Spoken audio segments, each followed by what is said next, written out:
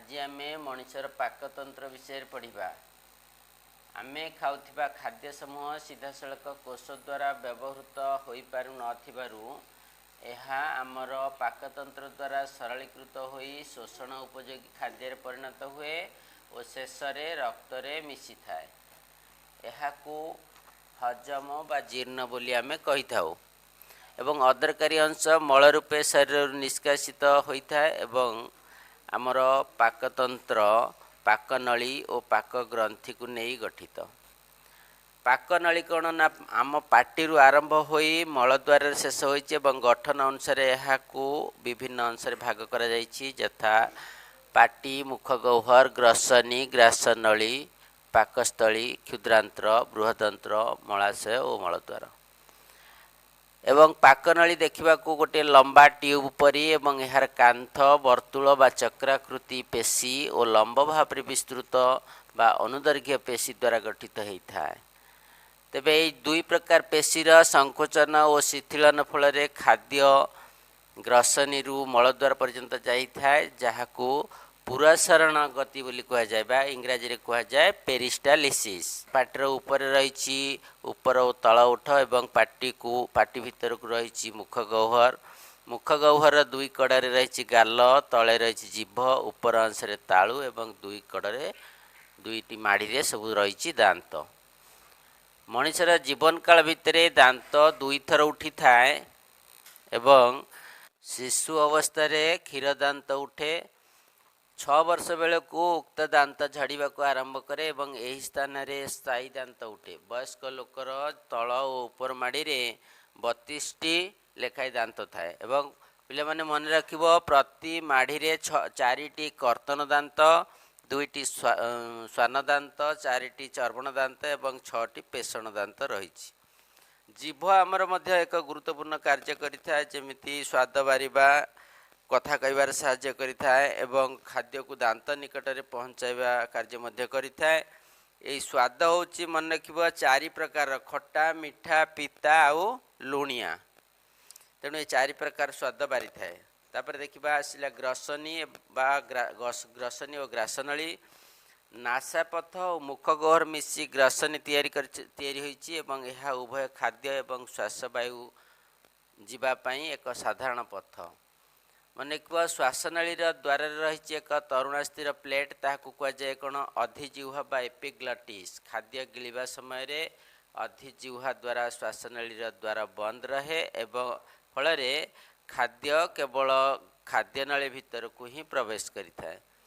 ग्रासनली bake मध्य दे तल आड़ को गति करिछि एवं मध्य छदा को भेद कर जाइकी पाकस्थली रे पहुँची।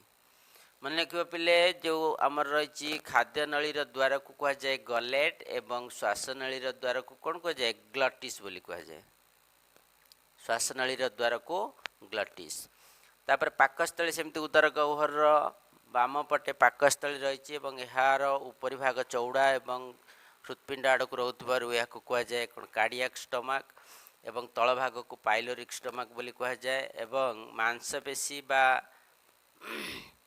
पाइलोरिक स्टमक शेष थिबा मुद्रिका आकार मांसपेशी बा अवरोध को कह जाए पाइलोरिक स्पिंक्टर एवं यार संकोचन और उन्मोचन फल अर्धजीर्ण खाद्य अल्प परिमाण क्षुद्रांतर मध्य को प्रवेश करिथाए। सेहीपरि क्षुद्रांतर पाकस्थली ठारू बृहदंत्र पर्यंत लंबीची एवं यह ग्रहणी जेजुनम एवं इलियम को नहीं गठित। क्षुद्रांतर शेष इलियम एवं बृहदंत्र आरंभ सिकम संजोग स्थल गोटे भर्मिफर्म आपेंडिक्स रही जहाँ हूँ एक अवशेषांग जहाँ अवशेषांग बोली कह जाए। ये है आमर पाक नली विषय। तापर देखिबा पाक ग्रंथि। खाद्य को सरलीकृत करने पाकनली मध्य अनेक गुड़िए पाक ग्रंथि सब रही जमीती लाल ग्रंथि जठर ग्रंथि यकृत अग्नाशय आंतरिक ग्रंथि इत्यादि इत्यादि। मुखगह्वर रे 3 जोड़ा लाल ग्रंथि रही एवं यही लाल ग्रंथि रे रही टायलिन नामक एक एंजाइम जहाँकि श्वेतसार खाद्य को हजम कराए। सेपरी जठर ग्रंथि ରୁ କ୍ଷରିତ ହେଉଥିବା ରସକୁ ପାଚକ ରସ ବୋଲି କୁହାଯାଏ। ଏଥିରେ ଲବଣାମ୍ଳ ସହିତ ପେପ୍ସିନ୍ ଓ ଲାଇପେଜ୍ ଏନ୍ଜାଇମ୍ ଇତ୍ୟାଦି ରହିଛି। ଯକୃତ ହେଉଛି ମଣିଷ ଶରୀରରେ ଥିବା ଗ୍ରନ୍ଥି ମଧ୍ୟରେ ସବୁଠାରୁ ବଡ଼ ଗ୍ରନ୍ଥି। ଏହା ଖାଦ୍ୟନଳୀ ବାହାରେ ରହିଛି ଏବଂ ଏଥିରୁ କ୍ଷରିତ ହେଉଥିବା ପିତ୍ତନଳୀ ଦ୍ୱାରା ଗ୍ରହଣୀ ମଧ୍ୟ ପିତ୍ତ ରସ ଯେଉଁ ଆମର ସ୍ନେହସାର ଜାତୀୟ ଖାଦ୍ୟକୁ ଅବଦ୍ରବୀକରଣ କରାଇଥାଏ। ସେହିପରି ଅଗ୍ନାଶୟ ହେଉଛି ଏକ ମିଶ୍ରିତ ଗ୍ରନ୍ଥି। ଏହା ଖାଦ୍ୟନଳୀ ବାହାରେ ରହିଛି ଏବଂ ଏଥିରୁ ଉଭୟ ଏନ୍ଜାଇମ୍ ଓ ହର୍ମୋନ୍ କ୍ଷରଣ ହୋଇଥାଏ। ଆନ୍ତରିକ ଗ୍ରନ୍ଥି ସେମିତି କ୍ଷୁଦ୍ରାନ୍ତରରେ ଥିବା ଆନ୍ତରିକ ଗ୍ରନ୍ଥି ଗୁଡ଼ିକରୁ ଆନ୍ତରିକ ରସ କ୍ଷରିତ ହୋଇଥାଏ ଏବଂ ସେଥିରେ ତାହା ହଜମ କରାଇବାରେ ସାହାଯ୍ୟ କରିଥାଏ।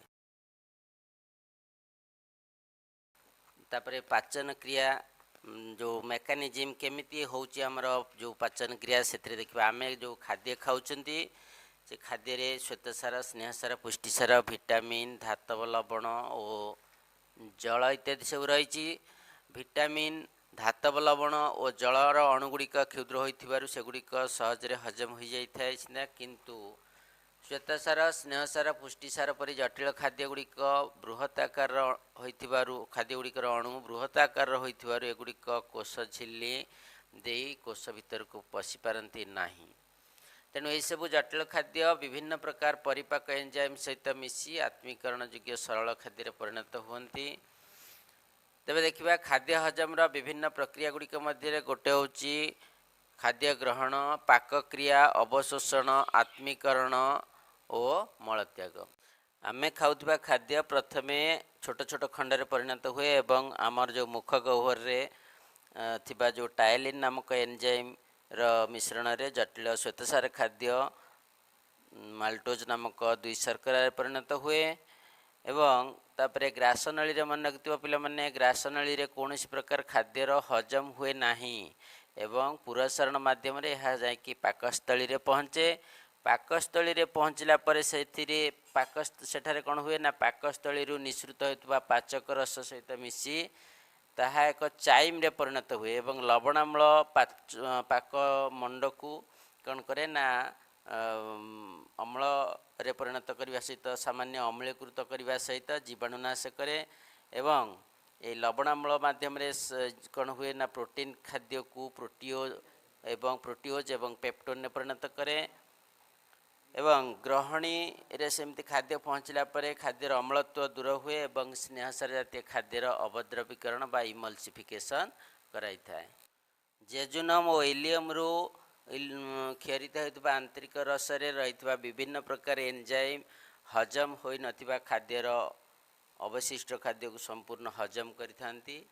ତେଣୁ ପିଲାମାନେ ଏଠାରେ ଆମେ ହଜମ ପ୍ରକ୍ରିୟା ବିଷୟରେ ବର୍ଣ୍ଣନା କଲେ ଏବଂ ଶେଷରେ ଯେଉଁ ଆମର ଅବଶୋଷିତ ଖାଦ୍ୟ ଗୁଡ଼ିକ ଯାଇକି ଆତ୍ମୀକରଣ ହୋଇଥାଏ ଏବଂ ସେଥିରୁ ଶକ୍ତି ମୋଚନ ହୁଏ ଏବଂ ବିଭିନ୍ନ କାର୍ଯ୍ୟରେ ବିନିଯୋଗ ହୋଇଥାଏ।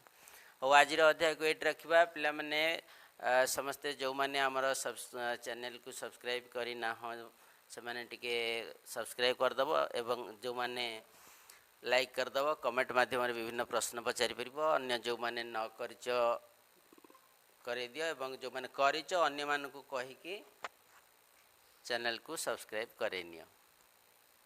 ପିଲାମାନେ ଏବେ ଆମେ ଆମର ଏ କାଳାଂଶକୁ ଏଇଠି ଶେଷ କରିବା।